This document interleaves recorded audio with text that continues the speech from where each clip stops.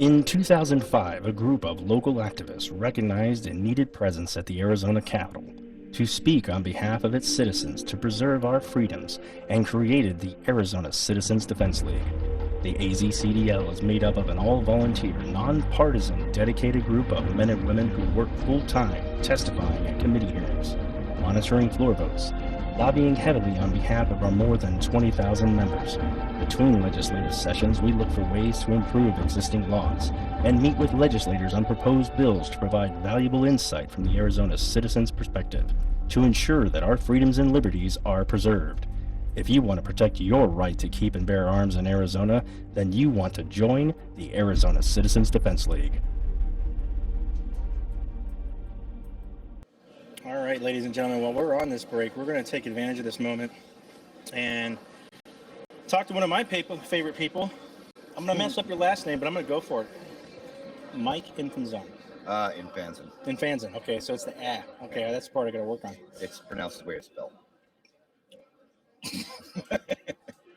Just, hey, don't hesitate. Just call it out there, man. Yeah. Call it out there. How you doing, Mike? Good, man. Thanks for having me on. All right, so for these folks that don't know who you are, tell us what it is that you do. I'm a lobbyist.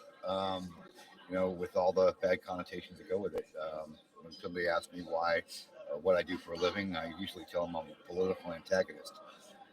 My job is to get freedom passed in the legislature. How does that happen? The whole bill process, everything from... Let's pretend that today's children didn't pay attention in history and government class. I'm just a bill on Capitol Hill type thing, Yeah, there you go. Well, usually it goes from researching. We'll start on a state level. Okay. Arizona revised statute. What is going on within an Arizona revised statute that hinders our freedoms, right, or hinders the growth of freedom in Arizona? So we research that and try to figure out a strategy to get that passed, or to find a solution. Right. And that's the best way I can put it. We're finding solutions through all this. It goes from research to language, finding a sponsor for a bill. So research is looking at our Constitution, looking at the federal Constitution, looking what other states have done. What other states have done. Yeah. Find out where their successes and failures were, because maybe another state has tried to do it, but it was denied on a particular stance or something. So we can alter our wording to... Well, I'll give a perfect example. Okay. One of the things that we're going to do here in Arizona is codify the Faster Saves Lives program. Okay. Which is probably one of the best school safety programs that I've ever seen, and I've done a lot of research on this.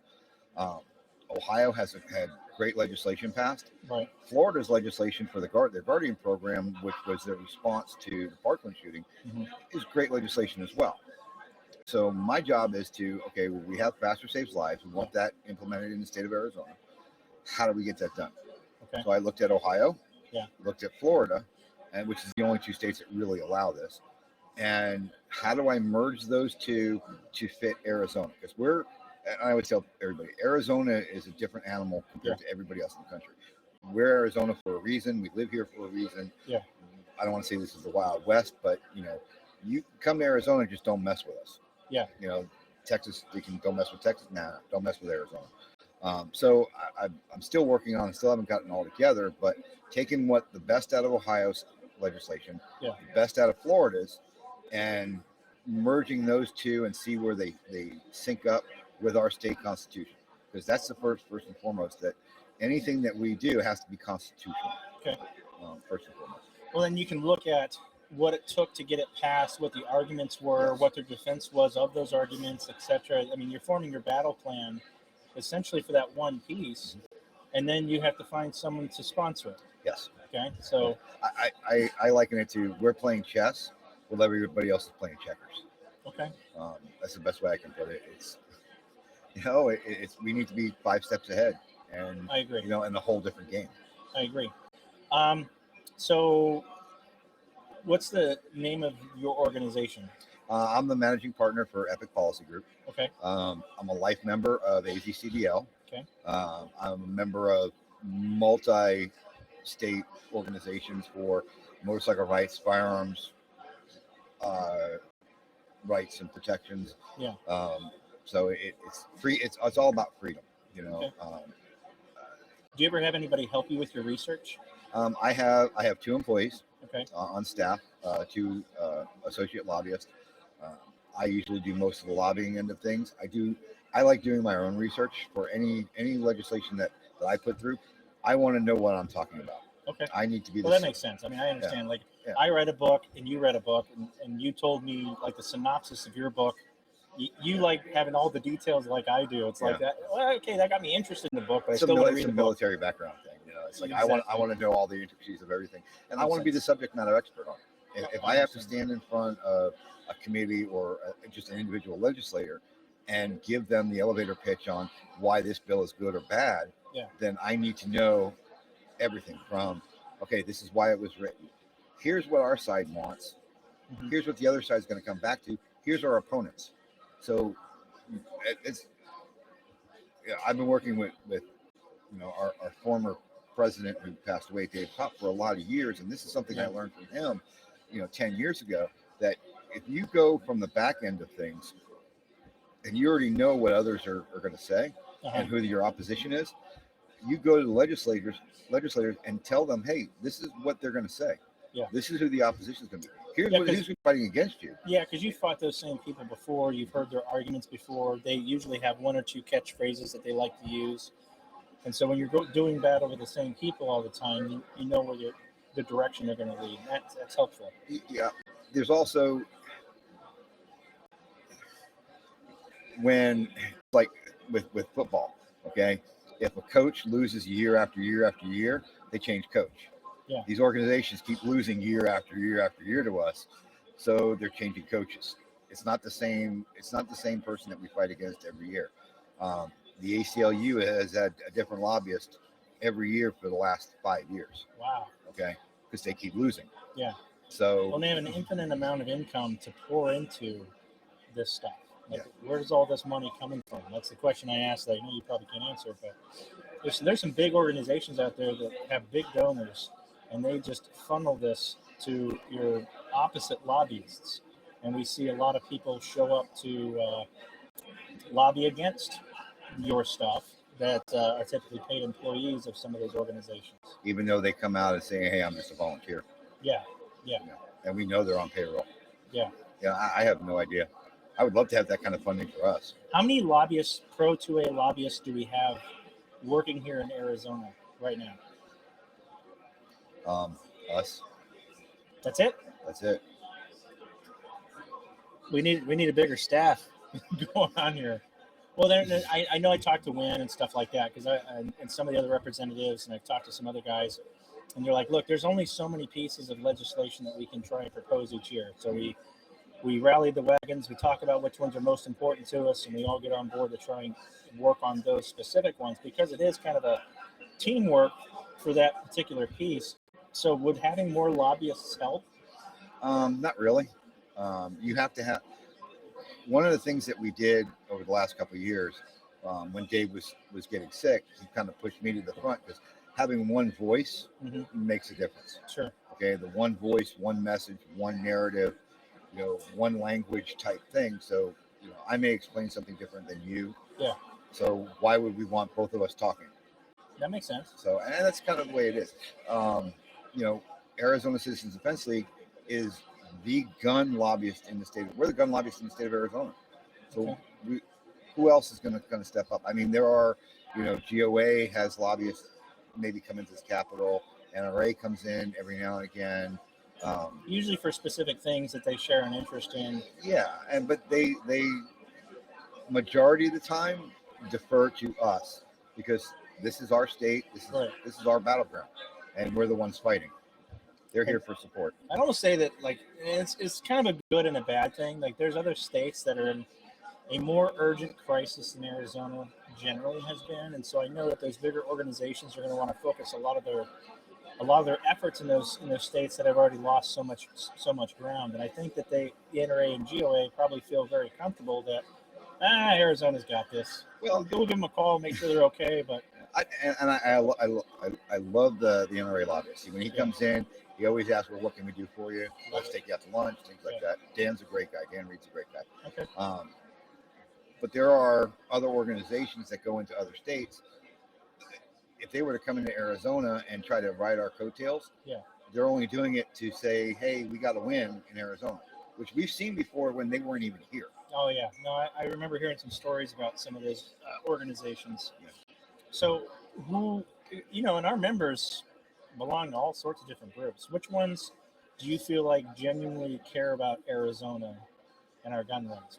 Which groups should our members be looking at? Are you talking about national organizations? Sure. I'm not going to recommend any of them. Okay. Honestly, that's fine. Do your own research, find out where the money's going, find out where it's funneled to, things like that. I mean, there are organizations like GOA put money into the New York Supreme Court, the court case for the New York Rifle and Pistol Association, which Rifle and Pistol Associations from the states are kind of subgroups off the NRA. So GOA and NRA were working towards getting that done. So it's great. Yeah. We love that. But if you just here in Arizona, AzCDL. Okay. We're it. The Rifle and Pistol Association here in Arizona is a great organization, but they don't have anybody at the Capitol. They kind of defer to us. And most of their members are members of AzCDL anyway. Well, let's say that somebody wanted to get into lobbying and maybe, you can mentor them. Is that a possibility? Like, how do you get into being a lobbyist? Go to law school and don't want to be a lawyer. You wing it? Yeah, pretty much. No, go to law school and don't want to be a lawyer. That's pretty much how I did it. Okay. It's kind of semi-retired when I started lobbying. Found a policy issue that I was passionate about, and realized I was good at it. I'm good with people, so.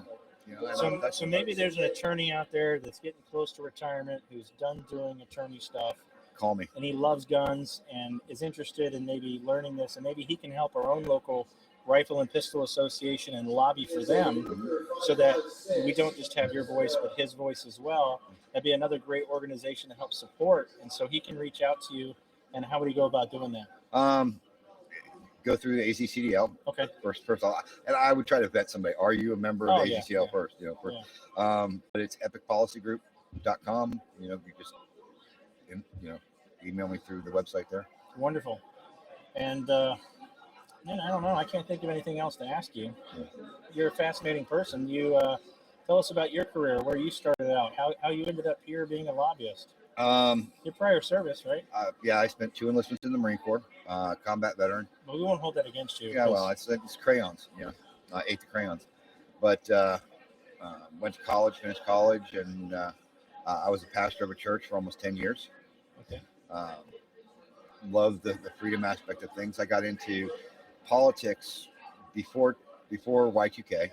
I realized what people were trying to do to our religious freedoms. Yeah. So I started helping with campaigns and started getting into realizing more and more on the local level. And I love local politics. Yeah. Because you can make a big difference from electing a school board member to city council to whatever. Yeah. And just kind of grew from there. And I worked for the university here locally for almost 15 years as a military college advisor, and kind of semi-retired, and kind of worked my way into this way. I almost forgot the most important question. I've been dying to ask you all day. I've talked about it a couple of times. There's a website that folks can go to and look at the voting track record that right? Where it actually says this is how many times they voted yes or no and all that sort of stuff. I know we have kind of a scorecard. Yeah.